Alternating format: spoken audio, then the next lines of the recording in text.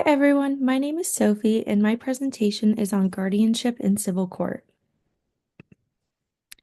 Here is an overview of the content of this presentation. First, I will talk about what guardianship is and some of the different types of guardianship and where it is used. Then I will discuss the idea of limited guardianship and some of the concerns and alternative to deciding limited guardianship. Next, I will talk about the legal requirements of guardianship as well as some of the standards for those court proceedings. I will then move on to how clinical evaluations work for cases of guardianship, including two assessment instruments. Lastly, I will talk about who can be a guardian and what they do, as well as present my media source and discussion question. So, what is guardianship in the context of legal court?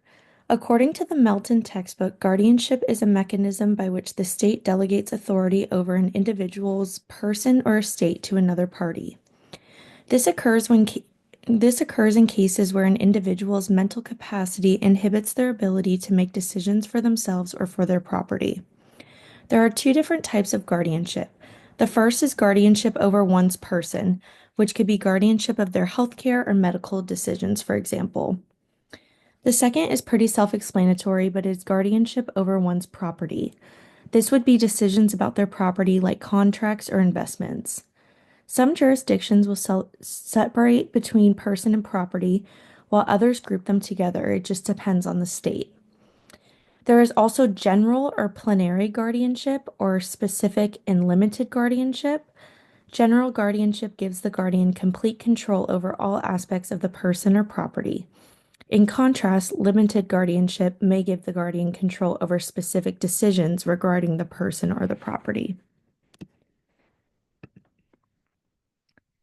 Limited guardianship seems like a great idea in retrospect because it gives the guardian only partial control over aspects of the individual in order to preserve some of their autonomy. However, it's rarely used in court. And this is for a few reasons. One being that the statutes to implement limited guardianship are too vague, and another being that judges can be biased in cases of guardianship as they can assume the individual may become completely incompetent in the future. In addition, there might be a lack of resources to carry out the decision of limited guardianship. Instead, there have been suggested alternatives to this decision, including the transferring or sharing of property, as well as something like joint tenancies for a property. The individual can also designate a surrogate decision maker regarding decisions for a specific matter if they are competent enough to do so. This way, there would be no need for legal guardianship, as the individual would keep some of their autonomy and have a say in the decision process.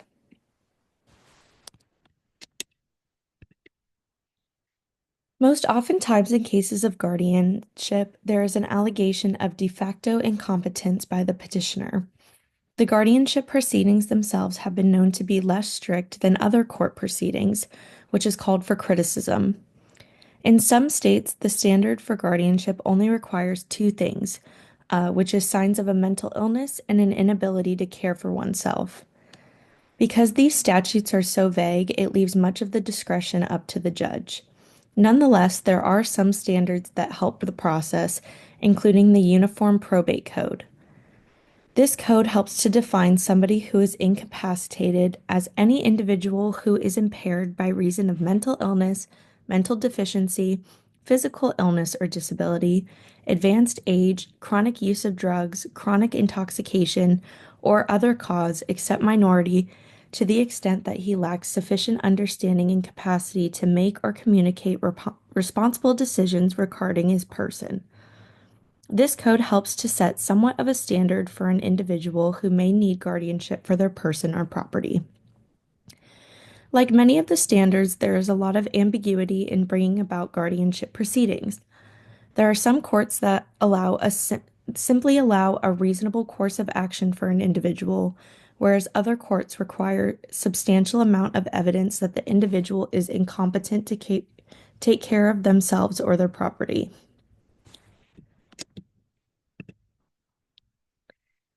Guardianship is very different from other competencies in that an evaluation is not required or necessary to proceed in court. However, it can be requested by a petitioner or individual, then making it required to proceed. Instead of focusing on a diagnosis or the individual's symptoms, evaluations for guardianship focus on function. The goal is to simply find what task the individual can or cannot perform, and if they cannot perform the task, whether or not that task can require assistance from another person. Guardianship evaluations have been known to require a team of professionals due to the complexity of the tasks needed to perform. Some of these tasks pertain to daily living, like cooking a meal or cleaning something. Others are related to personal hygiene and taking care of one's health. And some of the others are more complicated, like can the individual handle their own finances? There are two widely used instruments that are utilized during guardianship assessments. The first one is the Direct Assessment of Functional Status, or the DAFS. The DAFS is an 85-item assessment that combines different functional domains. In this assessment, the individual performs an activity on the list, and the examiner gives points for each item. The second assessment is the Assessment of Capacity for Everyday Decision Making, or the ACED. The ACED is more of an interview style assessment that looks to find information about the deficits in an individual's functioning. The individual would be told a functional problem, then given several options to choose from on how to solve the problem, including the pros and cons of each option. The individual is then asked to decide which option they think is best, and the examiner evaluates their score. Both assessments are commonly used for these cases. The person selected to be the guardian of an individual can be many different people. It can be a family member, a government worker, a clinician, a lawyer, but in most cases, it's usually a family member who serves as the guardian. There are benefits and drawbacks to having a family member or a non-family member serve as a guardian. Family members may have more personal feelings towards the individual, but have too many conflicts of interest. On the other hand, a non-family member may be very neutral, but overwhelmed with the responsibility to serve as a guardian. There are two main models of decision making that are for serving as a guardian. One is to act in the best interest of the individual when making decisions. The other is to consider what the individual would choose if they were competent. These models can both be used in different contexts of decision making. Typically, however, the best interest model is used in decisions that are needed to be made about treatment plans or in cases of child abuse.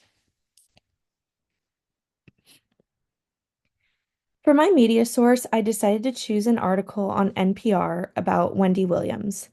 For those of you who don't know about who Wendy Williams is, she's a former talk show host who has been going through a journey of health and financial problems the past couple of years.